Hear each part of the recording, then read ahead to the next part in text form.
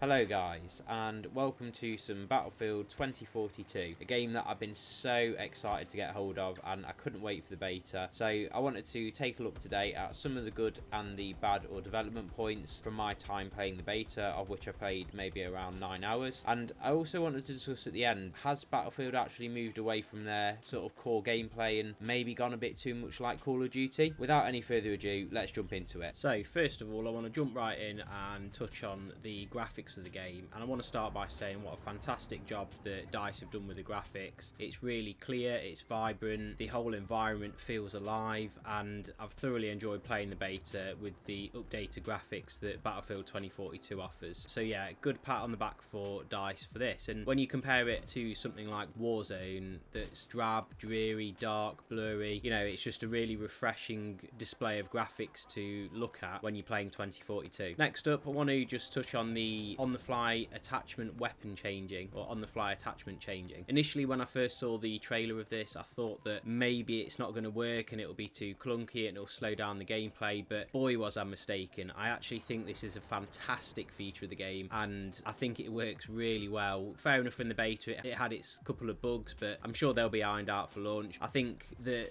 the on-the-fly attachment changing is going to be a game changer, and it really does mix up the gameplay. For example, when you are looking for long-range engagements and you've got your VLK scope on, you can then quickly switch to a red dot sight if you're then pushing a building. It just makes the gameplay really fluid, and yeah, I just really enjoy the on-the-fly attachment changing. So again, well done DICE on that. Next up, I want to touch on the gunplay. So the gunplay I've found works really well. I think it's fairly balanced. I actually think things like snipers are balanced. Maybe they could do with a little bit more bullet velocity, but for the most part the weapons seem pretty balanced to me. And that leads me on to the vehicles as well. So with the choppers, in particular the little birds and the Apaches, they seem to be pretty balanced. I mean, I had some play time in them and it does take quite a few rockets to kill someone, but again, probably a good pilot will mop up quite a few squads with the chopper. But for the most part, I generally think they're quite balanced, and probably the most balanced they have been when you're comparing it to the likes of Battlefield 5, for example. So yeah, gunplay and the play within the vehicles, yeah, it all seems pretty balanced and pretty fun in my opinion. So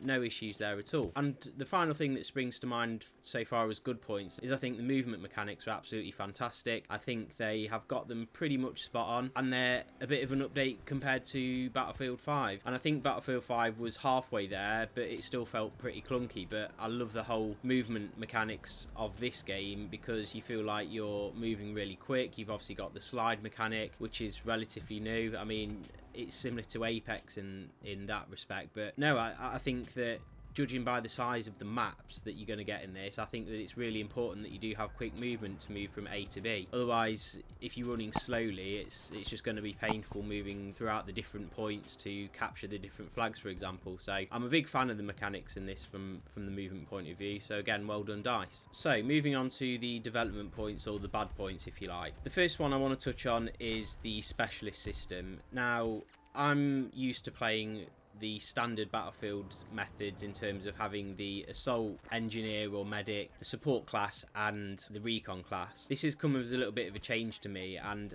I'm still not 100% sold on it, and that's literally because it feels like the teamwork mechanic's gone out the window a little bit. And this might have been just because of the beta and everyone was trying to suss it out, but I think if you give people the option to go with a rocket launcher instead of an ammo pouch or health, then they're going to lean towards doing that, so they're more equipped to take down enemy vehicles. But that has a hindrance or blockage on the actual teamwork reviving and supplying ammo. So I think this is one of those things that we're just going to have to see how it plays out in the normal game modes, but I'm reserving judgment on it and I'm not sure whether I'm a fan yet. I can see why they've done it, but again, I'm just not sure it's going to work, but we'll have to wait and see on that. But that's just from my point of view after being a Battlefield fan for well over 10 years now. Next, and this is really important for me, is the controller settings. They just felt really bad. Playing on a PS4 controller during the beta, and I've played on the PS5 as well, it was really confusing to get the right controls. And even when I kind of felt I was almost there. There was something still missing. I think they just need to copy and paste them from Battlefield 5. They were pretty much there, to be honest. Before you control it in Battlefield 2042, it just didn't quite feel right. It didn't feel responsive. It felt slightly numbed down. The flick shots I wanted to pull off as a sniper I just couldn't quite do. Again, hopefully that's something that's addressed on launch, because that could affect quite a few people's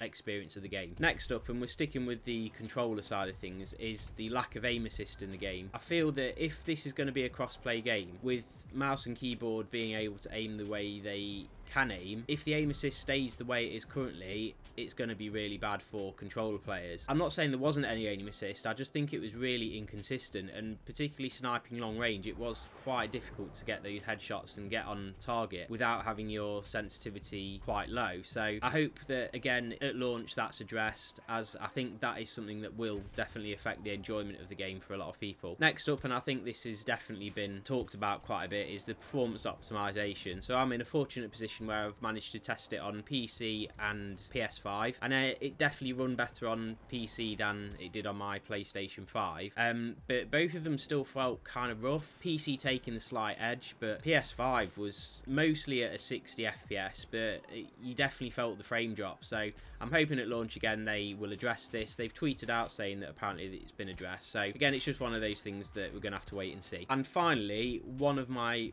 real bugbears about this game, and I really don't like it at all, and this is one thing that I can categorically say I do not like and I want out the game, is the artificial intelligence. I just don't see how it works in a multiplayer game. I pulled off quite a few decent snipes, for example, and then when you realise that it's actually an AI bot that you've killed, it just takes that fun or enjoyment out of the game. I don't know why they put it, well, I can see why they put it in the game, and it's obviously to fill lobbies, but I think I'd actually still prefer it to play in a more empty lobby than play against bots. So, you know, hopefully come launch this is worked out, so it's very rare that you see AI, but it's one thing that I'm definitely not a fan of. And of course, we've just had the Hazard Zone launch trailer, and they've confirmed that there's going to be AI in that as well. So in Hazard Zone I don't see it working, and I just don't see it working at all in the normal game modes, but that's just my opinion. Let me know down in the comments what you guys think, but yeah, the AI for me is an absolute no-go, and I think it should be out the game. So the unfortunate thing is, though, I actually don't think it will be going anywhere, but if everyone kicks up a fuss about it,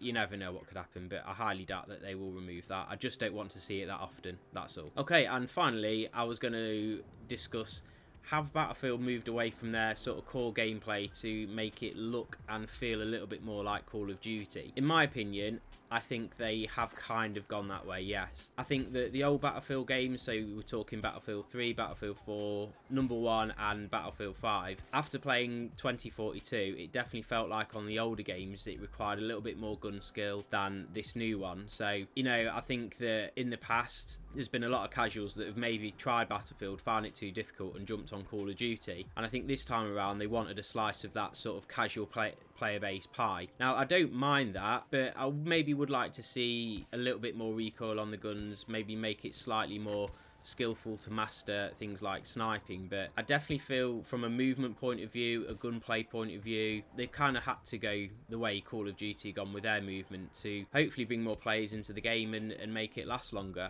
Whether I'm a fan of this, I'm not sure. Maybe. I don't mind the movement, as I've said. I think that's one of the positives. So I think they're just progressing with the times, actually. I think that Call of Duty has been really successful with Warzone, and a lot of people have played Warzone over the past year and a half, and I think that people are now expecting the movement to be very similar. So I actually think they have gone the right direction with this. A lot of the old guard from Battlefield probably won't like the way it's gone, but I do think that they've had to do it to maybe bring more casuals into the game rather than just keep the hardcore Battlefield fans, which we've seen with Call of Duty in the past anyway. So yes, I think that it has gone kind of towards Call of Duty, but not all the way there. I still think there's some differences that keep them apart, but overall it's still got its Battlefield identity, I feel. I'm a huge Battlefield 2042 fan, and you can expect a lot more content coming up on 2042, such as controller settings. I'll be testing those to the max, so make sure you subscribe if you want to know the best controller settings, as I have done for Call of Duty Warzone. But also just going to be posting a lot of videos on cool things you can do, good gameplays, etc. etc. So on the whole, I'm really excited to get hold of this game. I've already pre-ordered, so I'll be playing a mix of PC and